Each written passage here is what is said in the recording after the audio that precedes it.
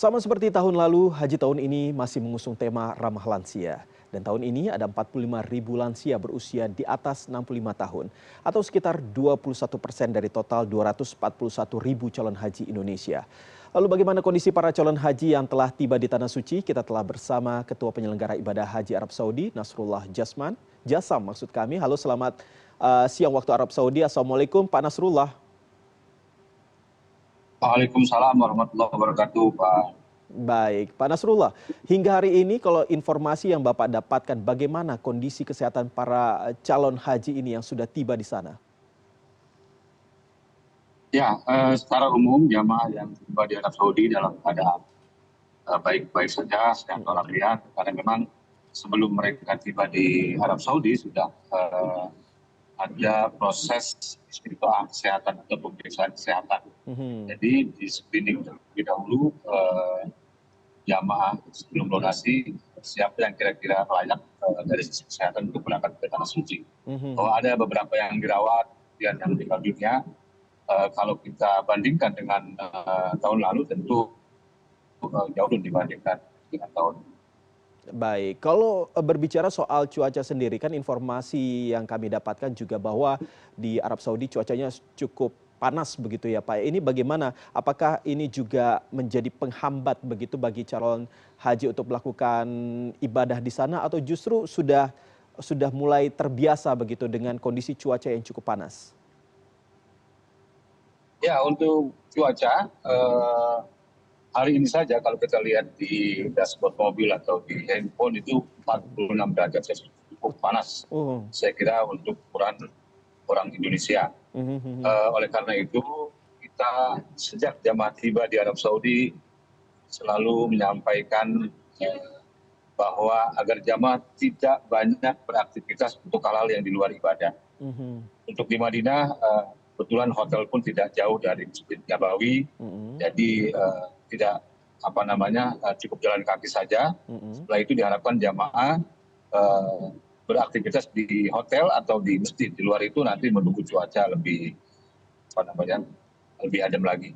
Misalnya di sore hari atau di malam hari. Di Mekah juga demikian.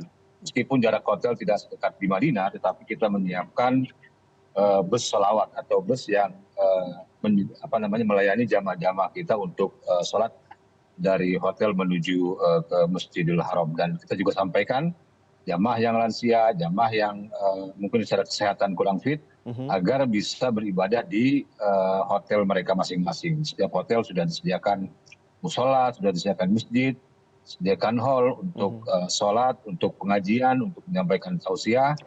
Dan para pembimbing ibadah, para konsultan ibadah juga sering menyampaikan bahwa insya Allah beribadah atau sholat di masjid-masjid hotel di Tanah Haram itu sama pahalanya dengan sholat di Masjidil Haram. Ini menarik sekali berbicara soal lansia. Kan kita tahu bersama bahwa sama seperti tahun lalu bahwa temanya juga terkait dengan ramah lansia begitu Pak. Apalagi ada sekitar 21% dari total 241.000 calon haji Indonesia ini yang merupakan lansia. Nah, kalau tadi Bapak mengatakan bahwa ada pendampingan juga, apakah ini artinya bahwa untuk lansia ini ada pendampingan khusus atau seperti apa Pak?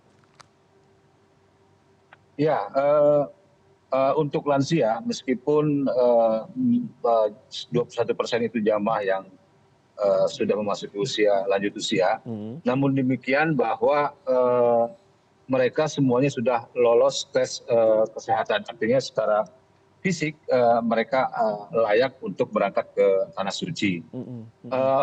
Begitu juga kami menyediakan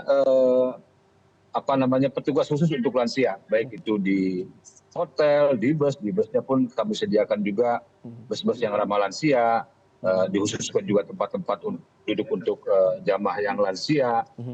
Di hotel juga kita upayakan penempatannya itu yang berdekatan dengan lift, dan didampingi juga dengan ketua rombongan dan ketua regu.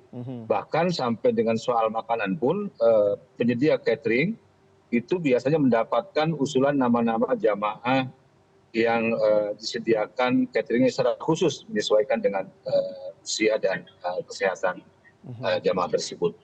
Jadi memang kita persiapkan betul, bahkan dalam waktu 1-2 hari ini akan tiba kursi roda Mhm. samping yang sudah kita lakukan di sini Mhm.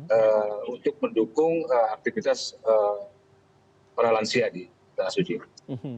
Baik, berarti sejauh ini lancar begitu ya Pak untuk, apa namanya, pendampingan dan lain sebagainya. Tapi Pak, ini berbicara soal Ya, yang sedang ramai juga diperbincangkan terkait dengan, berita ini, ada 100.000 jemaah umroh Indonesia yang belum kembali. Nah, ini diduga ingin naik haji tanpa visa. Hingga saat ini bagaimana Pak? Apakah mereka masih, apa namanya, berada di sana dan apakah mereka ini betul bahwa mereka ini semuanya adalah jemaah umroh?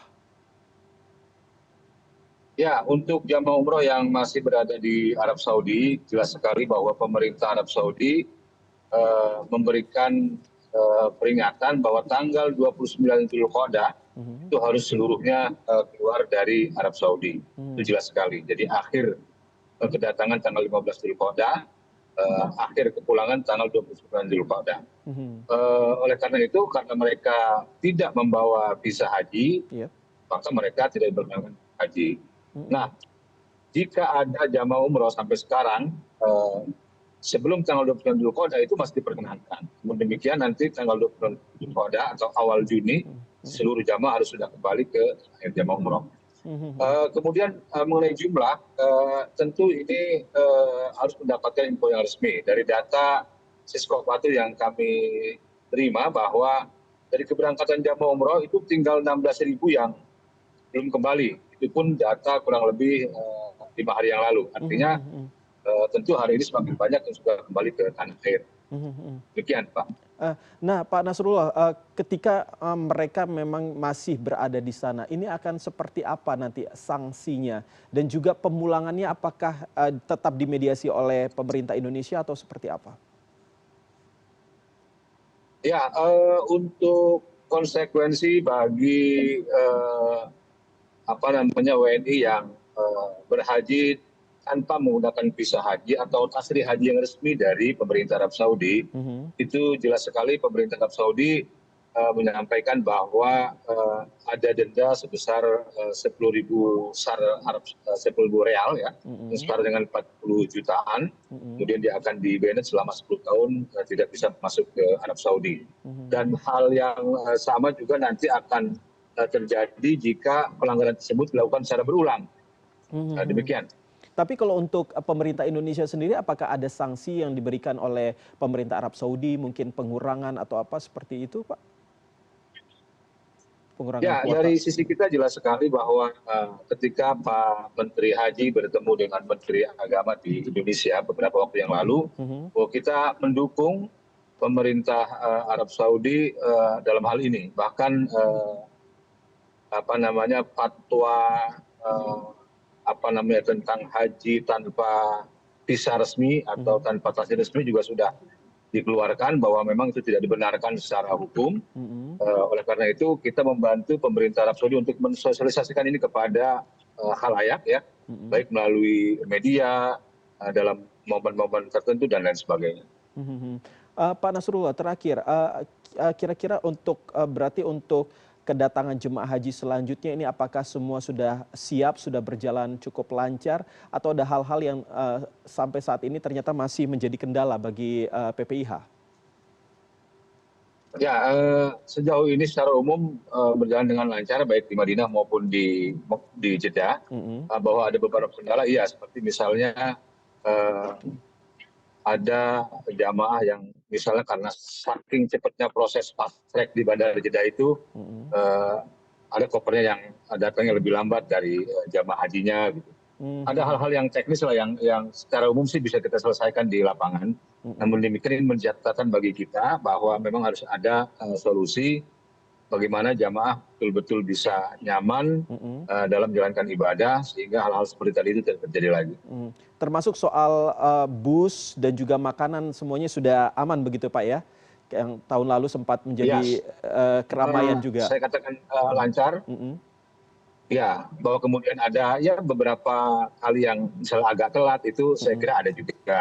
Mhm. Namun kan kita ada ketentuan bahwa dalam sekian jam misalnya tidak datang akan kita mintakan pangkalan pengganti Mhm. untuk jamaah. Baik. Seperti Baik. itu. Baik Pak Nasrullah, Ketua Penyelenggara Ibadah Haji Arab Saudi, sudah berbincang dengan kami di sore hari ini di CNN Indonesia Newsroom. Semoga Bapak sehat selalu dan selamat menjalankan ibadah. Terima kasih.